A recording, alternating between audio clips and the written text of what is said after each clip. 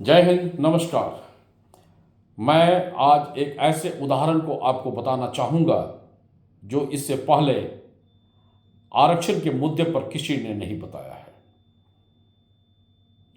आज मैं ऐसे मुद्दे को छूने का कोशिश करूँगा जिसको सुनने के बाद चिराग पासवान जी भी ये बोलना भूल जाएंगे कि वो गरीबों के, वो दलितों के मसीहा हैं।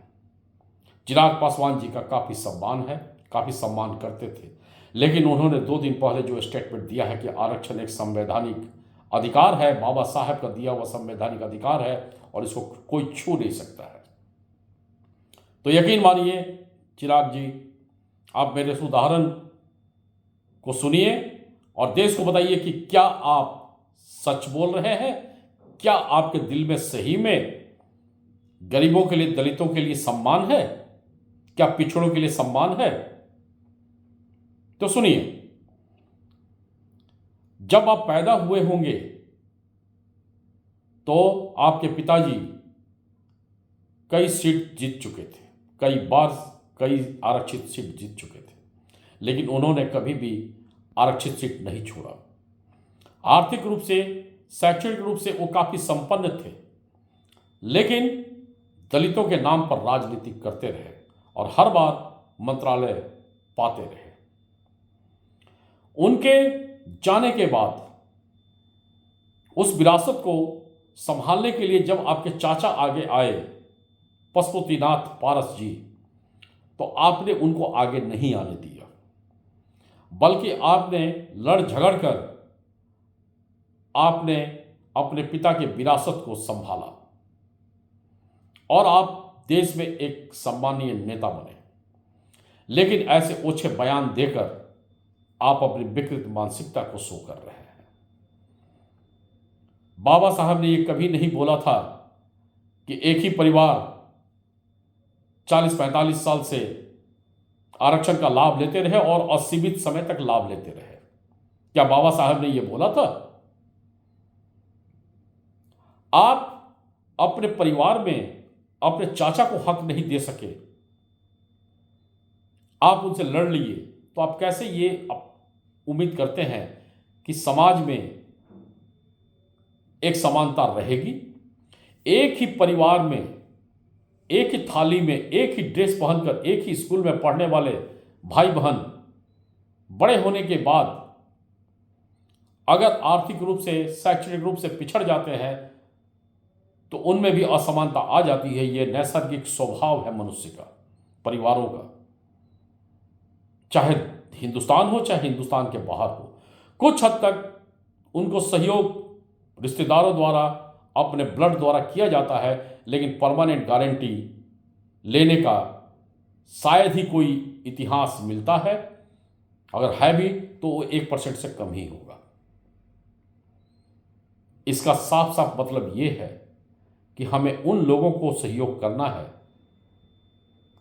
जो सही में सहयोग से आगे बढ़ने की इच्छा शक्ति रखते हो। परिवार में एक ही भाई बहन क्यों पिछड़ जाते हैं? क्योंकि कुछ में लगन होता है आगे बढ़ने का और कुछ में लगन नहीं होता है, वो अपने माँ बाप के पैसे को उड़ाकर अपना जीवन बर्बाद कर लेते हैं और बाद में जब उनको समझ में आता है तब तक काफ़ी बड़ा अंतर उनके अपने ही खून में आ जाता है, अपने माँ बाप के प्यार में भी वो आ जाता है, उनके अपने निजी कारणों से। उनको समाज के मुख्य धारा में जल्दी लाया नहीं जा सकता है और बहुत कम ऐसे उदाहरण हैं। अतः चिराग जी, आप आरक्षण के मुद्दे पर समाज को बांटिए मत, सच को समझिए और वैसे लोग को जरूर आगे लाने के लिए हम सब प्रयास करें जो आर्थिक रूप से पिछड़े हुए हैं, जो शैक्षणिक रूप से पिछड़े हुए हैं, जिनमें कुछ बनने की चाहत है, जिनमें शिक्षा लेने की चाहत है। जिनमें शिक्षा लेने की चाहत ही नहीं होगी, उनको आप कुछ भी देकर आप पोस्ट पर बैठा देंगे, 40 नंबर देकर उनको डॉक्टर बना देंगे, 40 नंबर देकर उनको IAS बना देंगे, उनको एडमिनिस्ट्रेटिव सर्विस में डाल देंगे, उनको सरकारी सर्विस में डाल देंगे, तो क्या करेंगे? वो लूटेंगे ही। और उनका देखा देखी जो उनके साथ में जो काम कर रहे हैं, जो योग्य हैं, वो भी लूटेंगे और यही हो रहा है। क्या आप चाहते हैं कि इस मामले में देश लुटाए? देश में कार्यस्थल में समानता जरूरी है और समानता मनुष्य के नैसर्गिक स्वभाव से पैदा होती है। अतः शिक्षा के क्षेत्र में सुधार हो, शिक्षा सबको समान मिले, पोषण सबको समान मिले, इस पर आप लोग वकालत करिए ना, इस पर राजनीति करिए।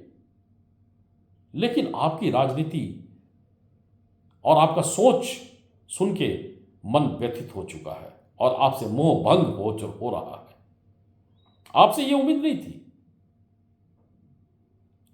आप हर रूप से संपन्न हैं, लेकिन तब भी आरक्षित सीट आप क्यों नहीं छोड़ते हैं? आप बिहार के किसी सीट पर हाथ रख दीजिएगा तो जीत सकते हैं, लेकिन आरक्षित सीट आप नहीं छोड़ते हैं। इसलिए नहीं छोड़ते हैं कि आपको डर लगता है कि उस जगह से कोई दूसरा आदमी आपसे आगे न निकल जाए। आप अपने चाचा को नहीं छोड़े तो आप समाज के अन्य लोगों को कैसे छोड़ दीजिएगा? आप उनका शोषण करते हैं, शोषण कर रहे हैं, और आप जैसे लोग ही दलितों का असल में शोषण कर रहे हैं, उनको आगे नहीं आने देना चाह रहे हैं, क्योंकि आपकी राजशाही को खतरा है। अतः ये ढोंग अब बंद कर दिया जाए और जो लोग भी आरक्षित सीट से जीतकर अपने परिवार को जिताकर लगातार 40-45 साल से सत्ता में बने हुए हैं, अरबों खरबों के संपत्ति के मालिक हैं, वो इस व्यवस्था से दलितों को भड़काना बंद करें। अब आपके बहकावे में देश नहीं आने वाला है, और जो भी जेनजी, जो भी युवा और जो भी आदमी इस फैक्ट को सुने, वो इस बात को समझे कि दरअसल दलितों के असली शोषक दलितों के नेता है, कोई अन्य नहीं है। हर वो व्यक्ति दलित है जो आर्थिक रूप से पिछड़ा हुआ है, शैक्षणिक रूप से पिछड़ा हुआ है, पोषण से पिछड़ा हुआ है, खान पान से पिछड़ा हुआ है, या अपनी मानसिक अवस्था से पिछड़ा हुआ है। तो हमें कोशिश करनी है शैक्षणिक रूप से सबको आगे लाने की। उसमें जो आगे आ पाएंगे उनका स्वागत है, जो शैक्षणिक रूप से आगे बढ़ना ही नहीं चाहते हैं उनके पीछे समय नष्ट करके देश को बर्बाद न किया जाए। जय हिंद, नमस्कार।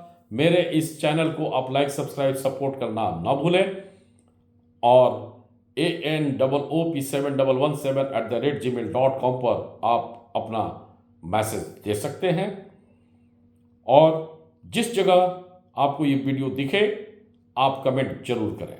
जय हिंद, नमस्कार।